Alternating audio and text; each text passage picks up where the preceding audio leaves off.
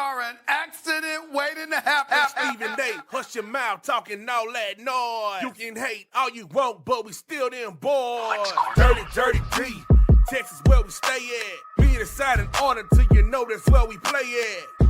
Hey, this year, this the payback. Yeah, we them Cowboys, and nah, we don't play that. Work. This is Cowboy Nation. Work.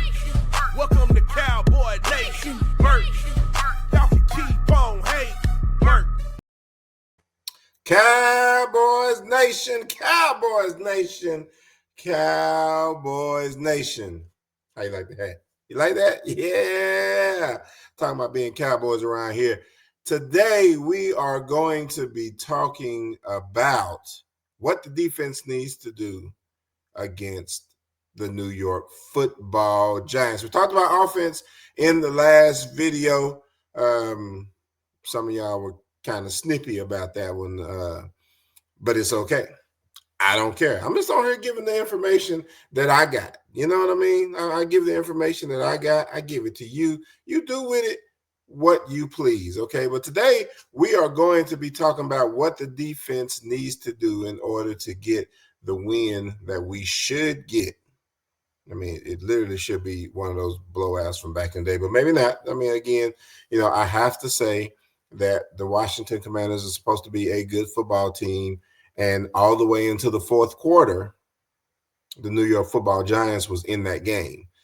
So the fact that everyone is like, oh, it's the same old last place Giants, we can't really say that yet. It's only been 1 week. So we have to give the benefit of the doubt. We have to make sure that ourselves as well as our team goes in and feels that this is a legit, that we don't want to make the same mistake that teams in the past has made, losing games that we definitely should have won. We can't afford that this year. I mean, we got after Thanksgiving, that whole Thanksgiving stretch that we got to do. Like, we need to win all the games that we're supposed to win at the beginning, so that when that stretch gets here and we may drop one that we could have won, something like that, then it kind of evens out and we're still able to do what we need to do. So let's talk about the defense. But before we do that, I do want to ask that you hit the subscribe button, turn on those notifications, because we need it. Yeah, my goal before the game actually gets here on Sunday is to be at 200 subscriptions. I believe we're at 101 right now as I record this particular show. So got a little bit of work to do. We need to be able to get to it. So please, please, please hit the subscribe button. Turn on the notifications so you'll know when I'm actually loading stuff up. And this Defending the Boys podcast is brought to you by 1-833-OHIM-HIT. It's the car accident attorneys at 1-833-OHIM-HIT. That's 1-833-644-6448. If you ever hurt in a car or truck accident in the DFW area or anywhere in Texas, feel free to give them a phone call, 1-833-OHIM-HIT. Tell them D. Will sent you, all right? So one of the first questions I want to ask is, who are our stars this year? I mean, because Micah Parsons was a star, and I know we're not supposed to be talking about him anymore because he's not here. So who is the stars? The stars of the team, and I really got to thinking about that. I would assume that the star would be the people getting the money. That would make it Trayvon Diggs and Deron Bland. And if our stars are our secondary, then we should feel confident about a majority of any team coming in throwing the ball on us. So that means that if for any reason we have an opportunity to stop the run, then teams should be in trouble all year because they shouldn't be able to pass on us if our stars are two of our cornerbacks. You'd have to have an outstanding wide receiver core to just make us nervous in that situation, I would think. That's my thoughts. Y'all tell me what y'all think in the comment section, though. I'd like to know what you think about that because, I mean, legitimately, if our stars is Trayvon Diggs, Deron Bland, and then, of course, we have Kyer Elam playing, and we got some other guys backing them up. But if those are our stars, right, Trayvon Diggs, Deron Bland, then teams should not be able to successfully throw the ball on us, especially if they don't have an offensive line. They can't stop the pressure. It's going to be a real problem, right? So that means that they would have to run on us, which was our Achilles heel last year. This year, we have Kenny Clark in the middle, maybe not our Achilles heel anymore. Now, let's have that conversation because everybody's been talking. Oh, my goodness, so many people. Oh, my God, they gave up 158 yards last week. They didn't stop the run. Yes, they did. Stop the cap. Stop tripping. Like, we stopped the run last. If you watch the game, you know for certain that we held who the NFL players called the number one player in the NFL.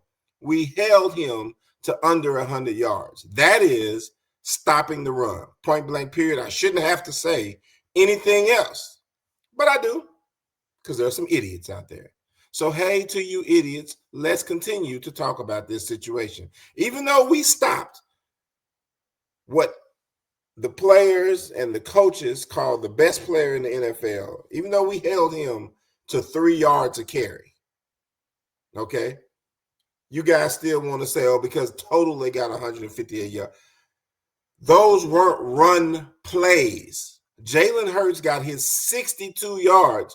Those weren't run plays.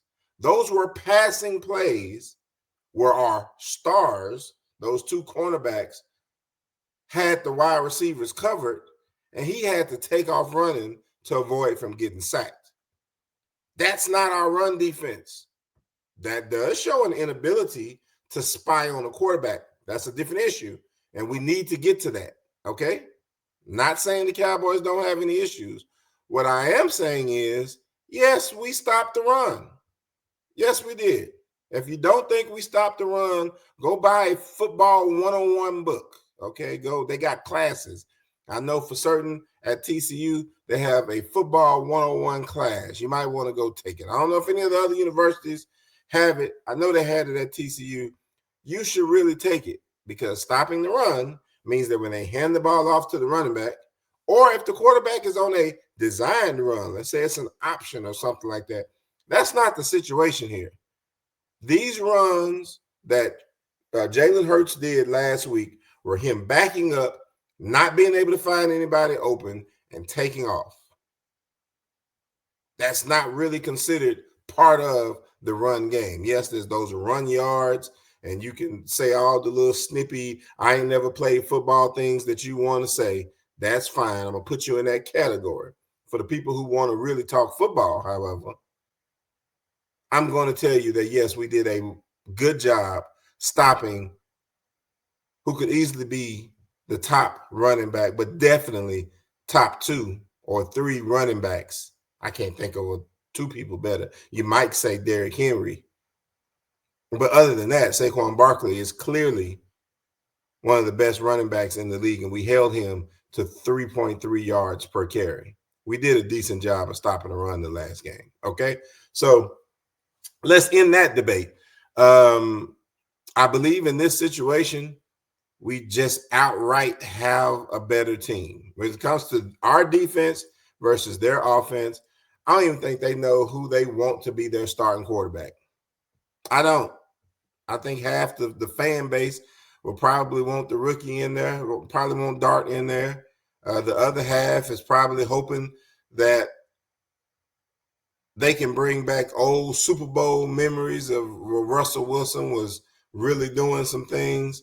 I think it's going to be difficult for him. I do believe that he will process better than Jalen Hurts. Now, that's what he's going to do. So he's going to be able to process what we're doing, what Eberflus is doing from a defensive secondary better. Whether or not he has time or not is going to be the question. If you let Russell Wilson back up, examine the field, and throw darts all day, he's going to eat you alive.